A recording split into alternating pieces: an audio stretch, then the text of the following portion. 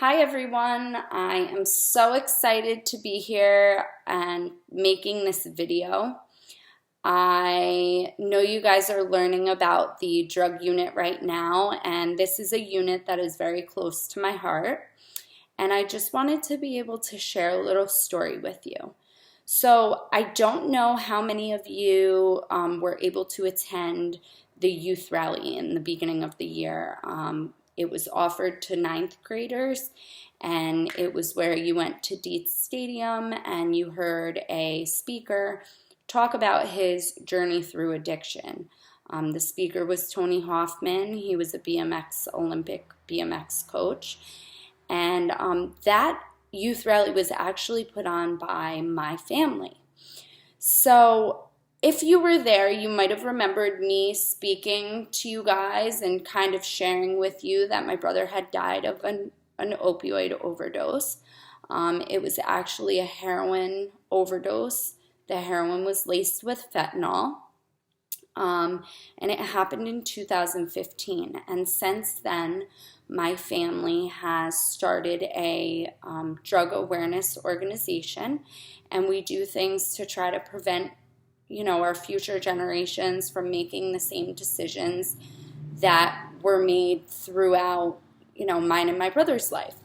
So basically, I just want to share a little story with you. I want you guys to really pay attention, and while I'm sharing it, I want you guys to think of all the things that you could do to avoid this from happening to anyone of you, anyone that you love, and I really hope you enjoy me sharing this personal story with you. So my brother grew up with my mom and dad. Many say that he was blessed because he was in a house under the roof of both mom and dad. And when we were growing up, I was 18 months younger than my brother, so we were very close. And when we were growing up, some of the biggest things in life was that mom and dad were getting divorced. Some of the biggest struggles for our friends were mom and dad were getting divorced, or mom and dad, weren't getting along. And that's why I say my brother was truly blessed to be in a house under the roof of both my mom and dad. My mom and dad gave us many opportunities. If we wanted to try a sport, they put us in it. If we wanted to play music, they allowed us to play music. My brother wanted to skateboard, they allowed him to skateboard. But one thing about my brother Ryan was that he was a homebody. He always wanted to be home.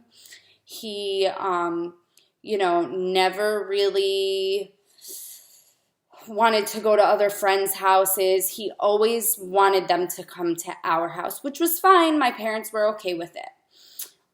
In about the 7th grade, Ryan started coming out of his shell a little bit. Ryan started asking to go to his friends' houses, and he would go to the skate park after school, and he was doing many different things. And my parents thought, oh, that social anxiety, it's like going away, and this is great, And they thought that this was just something that was truly Ryan becoming himself and finding himself. And what my mom and dad didn't realize is that Ryan was finding ways to escape the feelings that he was feeling. And Ryan was going through some things, and he was going through this, what he would have thought it would have been an experimental stage. Ryan was starting to drink alcohol on the weekends in his friends' basements.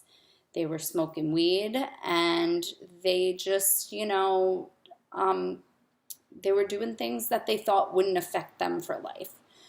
But one thing Ryan didn't understand is that he could become addicted. And unfortunately, after a spiral, which I'll get into, of, many different drugs and a spiral out of control, Ryan became addicted.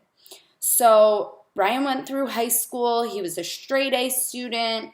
Again, I tell you that he was blessed. in so many different ways. And the reason I tell you that he was blessed in so many different ways is because what I want you all to understand is that addiction does not discriminate. You could have it all and you can still lose it all if you make this one wrong decision. So that's really where I'm getting at when I say that Ryan was blessed and he had a great life and he lost it all. And my family lost a part of it too. So after Ryan got out of high school, again, straight A student, he went off to college. He went up to SUNY Plattsburgh, and while he was in SUNY Plattsburgh, he started meeting new friends. And when he was meeting these new friends, he, was offered different things. One of the things that he came across, a friend had offered him a Xanax. And Ryan thought, he looked it up and it's going to make me feel calm. It's going to make me feel good. I'm going to take it. And when I take it, maybe I'll drink with it. And sure enough, Ryan took the Xanax. He, liked it so much that he actually found a psychiatrist near the college. He went into the office and he manipulated the psychiatrist into getting a script of Xanax. So now Ryan had this Xanax on him. He could do it whenever he wanted. He would take it at nighttime to kind of make his high much better, I guess you could say, with being under the influence of alcohol. And he would take it just because he felt like he was escaping from these feelings. Now, I remember going to my brother's college one weekend, and again, I was younger. Me and my brother were really close, but I looked up to my brother, and I wanted to be just like him. So I went up to my brother's college, and his girlfriend came in the room, and she offered me a Xanax. And I thought, whoa, what are these? What are they going to do? Oh, just take it. It's going to be great. You're going to love it. So I took the Xanax, and I woke up the next day. I didn't really remember anything, and I came back to Kingston. And when I got back to Kingston, my parents asked me, how's Ryan? Does he seem to be doing okay? Did you get to talk to him? And I told them, yeah, he's doing great. And I didn't say anything about the Xanax. I didn't want to get him in trouble. All I knew was that I didn't like it. I didn't ever want to take it again. And, that was just me. I must not have had that addictive gene in me for the Xanax. Ryan unfortunately dropped out of college after his Xanax addiction got out of control. It got to the point where if he didn't have a Xanax, he would look for anything, any opioid he could find. And he moved down to North Carolina. He, after dropping out of college 3.5 years in, he had 1 semester left. Again, before this, he was a straight A student, and my parents thought, I don't know what's wrong with him, but he wants to go to North Carolina, and he wants to get away from everyone and away from everything up here. And my parents thought, okay, maybe this will be a restart. One thing I like to tell kids is that you can never run away from your problems. And Ryan thought that he could go to North Carolina and he could run away from this problem. Well, when he got to North Carolina, he was going through withdrawal. He no longer had his script to Xanax, and he was on the streets looking for whatever he could get his hands on. And one day he came across somebody who gave him a sniffable form of heroin. And Ryan at first did not want to even look at the heroin. There was this mentality that heroin is for junkies, and Ryan was not that. One thing I will say is heroin is not just for junkies. Heroin is becoming something that is cheap, that can replace opioids that are more expensive, that people can't get their hands on. And when a person has this really strong addiction that they're facing, they turn to heroin, the cheaper version. And unfortunately, there's bad heroin on the street. No heroin is good, but there's bad heroin on the street now that's being laced with fentanyl. and it's instantly killing our loved ones. And again, it's not just junkies, it's everybody from, you guys have heard of Mac Miller, just it's everyone, that might be facing this addiction. They turn to heroin because it's cheaper. But back to the story, he took the sniffable heroin. He always hated needles, so he had said, oh, well, if I can sniff it, I'll use it.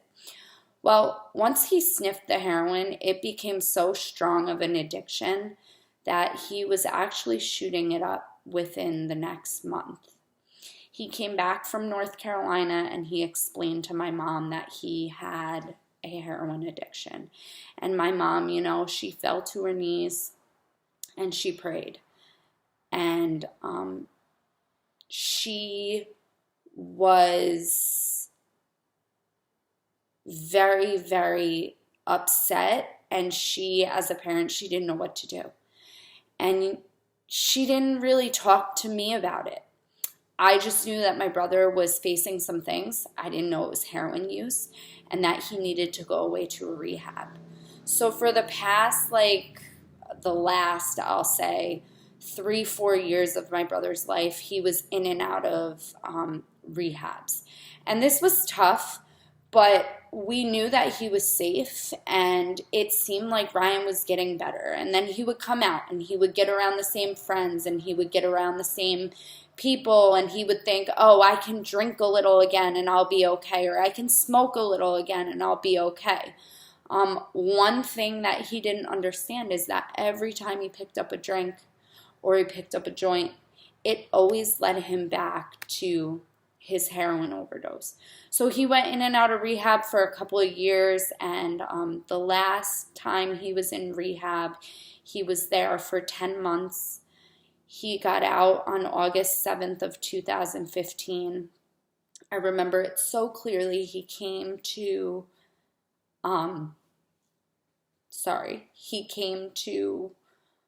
Albany, and I was living up there, and he came and stayed with myself and my daughter's father, and we went and we had an awesome weekend. We went to Great Escape. I cooked dinner for him, and I was talking to him, and he didn't look like he was struggling. He had gained weight back, and he really seemed like my brother again, and I was so proud of him. On August 9th, after he stayed at my house for the weekend, I brought him back to Kingston, and the next day my mom brought him to Ellenville, where they had placed him in an apartment, and they were going to be doing outpatient services with him. And on August 15th, I spoke to my brother, and my brother had said to me that he was struggling, and he, didn't know what to do, and I had offered to go and see him. I had offered to, just stay on the phone with him, and he assured me by the end of the phone call that he was fine and he was going to be okay. And that was the last time I spoke to my brother. It was 5 days later that my mom and dad hadn't heard from him, and my dad went to his apartment, climbed through the window, and found my brother dead of a drug overdose. Again, he died from a fentanyl-laced batch of heroin. What a scene for my dad to have to walk into. And I remember my parents calling me, and they wouldn't tell me what was going on. They made my boyfriend at the time get on the phone and bring me to Kingston from Albany. And I just remember walking into my grandmother's and finding out that my brother was no longer with us. I'm telling you this as Miss Kelder, as, a friend too, though, because, or a mentor, or whatever you want to take it as. I don't tell you this because I want you to feel bad for me because, this is something that happened almost 5 years ago. Clearly, the feelings are all still there. But this is something that, my family has had to face. And my reasoning of sharing this story with you all is because one choice, he made one choice when he took that first drink of alcohol, when he was underage, when he smoked that first hit of marijuana, when he went to college and he took that first Xanax.